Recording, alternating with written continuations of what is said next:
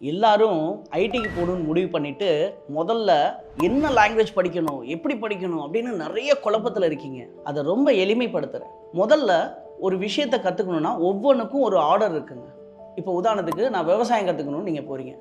போனோடனே சும்மா மாடு சாணம் தள்ளுறது, அது பண்ணுறது இது பண்ணுறதுன்னா அது பேர் விவசாயம் கற்றுக்கிறது இல்லை.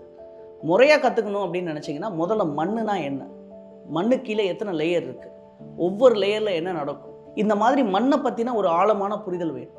அதுக்கடுத்து பயிர்னா என்ன, அது எப்படி இருக்குது, எத்தனை விதமான பயிர் இருக்குது, எந்த மாதிரி மண்ணில் எந்த மாதிரி பயிர்கள் முதிக்கும், இது எல்லாத்தையுமே ரொம்ப கிளியராக அண்டர்ஸ்டாண்ட் பண்ணி அதுக்கப்புறம் அதை நோக்கி பயணம் பண்ணுறது தான் சிறப்பாக இருக்கும். சரியா? அதே மாதிரி முதல்ல கம்ப்யூட்டர்னா என்னன்னு கற்றுக்கோங்க. நீங்கள் எங்கே போய் கற்றுக்க போனாலும் முதல்ல டேரெக்டாக ஃபஸ்ட்டு டே கிளாஸே இன்ட்டு ஏ = 5 அப்படின்னு ஆரம்பிச்சிடுறாங்க. அப்படின்னா டேரெக்டாக வேரியபிள்குள்ளே போயிடுறாங்க. இந்த வேரியபிள் எங்கே ஸ்டோர் ஆகும்? ஒரு ரேம்னா என்ன தெரியாது.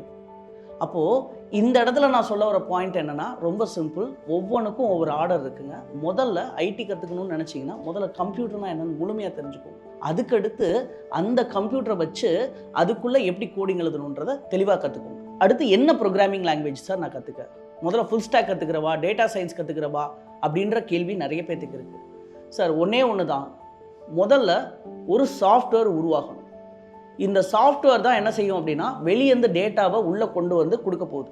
இந்த உள்ளே இருக்கிற டேட்டாவை வச்சு ஆராய்ச்சி பண்ணி தான் உங்களுக்கு ஏஐன்ற ஒரு விஷயத்தை இயக்கி சூப்பரான ஒரு விஷயமா மாற்ற முடியும். அப்போது முதல்ல சாஃப்ட்வேர் எப்படி உருவாக்குறது அப்படின்ற ஒரு கிளாரிட்டி உங்களுக்குள்ளே இருக்கும். அந்த சாஃப்ட்வேரை முன்னாடி ஆரம்ப காலத்தில் பார்த்தீங்க அப்படின்னா front end developer, back end developer, database admin அப்படின்னு சொல்லி நிறைய பிரித்து வச்சுருப்பாங்க.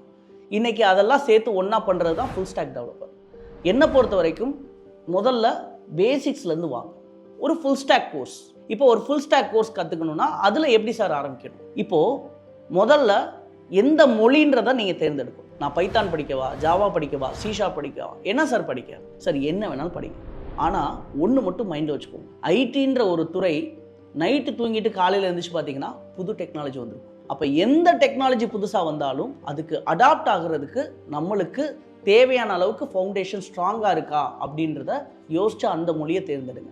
அதனால தான் நாங்கள் எப்போவுமே ஜாவான்றதை ரொம்ப ஃபிக்ஸ்டாக கொடுக்குறோம், அதுக்கு ரொம்ப முக்கியத்துவம் கொடுக்குறோம். ஏன்னா ஜாவா ஒருத்தன் கற்றுக்கிட்டான்னா அவனால் எந்த மொழியையும் ஈஸியாக கற்றுக்க முடியும். சரி, இப்போ ஜாவா மொழி கற்றுக்கணும் சார், இந்த ஜாவா மொழிக்கு நான் எப்படி கற்றுக்க ஆரம்பிக்கணும், அதுக்கான ஸ்ட்ரக்சரை சொல்லுங்கள். ரொம்ப சிம்பிளுங்க. எந்த ஒரு மொழியை கற்றுக்கணுனாலும் அதனுடைய அடிப்படை கற்றுக்கணும். அதுக்கு பேர் தான் கோர் ஜாவா முதல்ல கற்றுக்கணும். அடுத்து என்ன செய்யணும்னா டேட்டா பேஸ் கற்றுக்கணும். டேட்டா பேஸ் அப்படின்னா ரொம்ப சிம்பிள். நான் ஏற்கனவே சொன்னேன் இல்லையா, டேட்டாவெல்லாம் வாங்கி ஒரு இடத்துல ஸ்டோர் பண்ணணும்னு, அந்த ஸ்டோர் பண்ணுற இடம் தான் டேட்டா பேஸ். அப்போ கோர் ஜாவா கற்றுக்கணும், அடுத்து டேட்டா பேஸ் கற்றுக்கணும், அதுக்கடுத்து கண்டிப்பாக சிஸ்டம் அப்ளிகேஷன் கற்றுக்கோங்க. அது எங்கேயுமே கற்றுக்கவே மாட்டீங்க, யாருக்குமே சொல்லித்தரதே இல்லை. ஃபுல் ஸ்டாக் டெவலப்மெண்ட் சொல்லிட்டு டேரெக்டாக HTML CSSன்னு ஒரு வெப்புக்கு போயிடுறாங்க. சிஸ்டம் அப்ளிகேஷன் கண்டிப்பாக வேணுங்க. ஏன் அப்படின்னா நீங்கள் ஒருவேளை உங்களுக்கு அஃபோர்டபுளாக இல்லை, இப்போ நீங்கள் ஒரு வெப்சைட் கிரியேட் பண்ணணும்னா கண்டிப்பாக உங்கள்கிட்ட பணம் இருக்கணும், ஒரு டொமைன் நேம் வாங்கணும், போஸ்ட்டு வாங்கணும். ஸோ இந்த மாதிரி இதெல்லாம் வாங்குறதுக்கு கண்டிப்பாக யூ ஹாவ் டு ஸ்பெண்ட். அப்போது இவ்வளோ பணம் நீங்கள் ஸ்பெண்ட் பண்ணணும் அப்படின்ற ஒரு சிச்சுவேஷன் வரும்போது கண்டிப்பாக ஒரு காலகட்டத்தில் நீங்கள் எரிச்சல் பட்டோ இல்லை ஒரு இது பண்ணிவிட்டு விட்டுருவீங்க. அப்போ இந்த இடத்துல யார் தேவைப்படுறா அப்படின்னா சிஸ்டம் அப்ளிகேஷன். ஒரு சின்ன இமேஜினேஷன், உங்கள் கம்ப்யூட்டரில் நீங்கள் எழுதின சாஃப்ட்வேர் எப்படி இருக்கும், வேறு லெவல் ஃபீல் இல்லையா? அந்த ஃபீல் முதல்ல நீங்கள் அனுபவிக்கணும். அப்போ தான் என்னாலையும் முடியும், என்னாலே சாஃப்ட்வேர் எழுத முடியும், என்னாலே இதுக்குள்ளே என்னன்னாலும் பண்ண முடியுன்ற நம்பிக்கை உங்களுக்குள்ளே பிறக்கும். அதனால் சிஸ்டம் அப்ளிகேஷன் கண்டிப்பாக கற்றுக்கணும். இப்போ நான் சொன்ன ஆர்டரை ஞாபகப்படுத்தி பாருங்கள், core Java, database, system application. இப்போ இந்த சிஸ்டம் அப்ளிகேஷன் கற்று முடிச்சதுக்கப்புறம் வெப் அப்ளிகேஷன். இப்போ இந்த வெப் அப்ளிகேஷனை தான் அவங்க என்ன செய்கிறாங்கன்னா 3 பகுதியாக பிரிக்கிறாங்க. HTML, CSS, ஜாவா ஸ்கிரிப்ட், இதெல்லாம் ஃப்ரண்ட் எண்ட் அப்படின்னு சொல்லுவாங்க.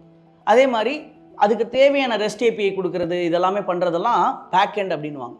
இன்றைக்கி நீங்கள் கற்றுக்கக்கூடிய ஜாவா, பைத்தான், C# எந்த மொழியை கற்றுக்க வேணாலும் செஞ்சுக்கோங்க, அதை பற்றி கவலையே இல்லை. ஆனால் ஒன்று மட்டும் கவனித்து பாருங்கள், இந்த எல்லா மொழியிலையும் வேரியபிள் டேட்டா டைப்ஸ் இருக்கா? இருக்குது. இந்த எல்லா மொழியிலையும் ஆப்ரேட்டர் இருக்கா? இருக்குது. இந்த எல்லா மொழியிலையும் கண்டிஷன்ஸ் இருக்கா? இருக்குது. இந்த எல்லா மொழியிலையும் இந்த மாதிரி ஒவ்வொரு எந்த மொழி எடுத்தீங்கனாலும் இந்த நான் சொல்ல போகிற கான்செப்ட்ஸ் எல்லாமே சேம் தாங்க. ஊப்ஸ்ன்றது எல்லா மொழியிலையும் இருக்குங்க. இந்த இடத்துல நீங்கள் லாங்குவேஜை படிக்காதீங்க, அதுக்கு பதிலாக அதுக்குள்ளே இருக்கிற அந்த கான்செப்டை படிங்க. இப்படி நீங்கள் கான்செப்டை படிக்கும்போது உங்களால் ஈஸியாக ஃப்யூச்சருக்கு தேவையான மாதிரி தயாராகிக்க முடியும்.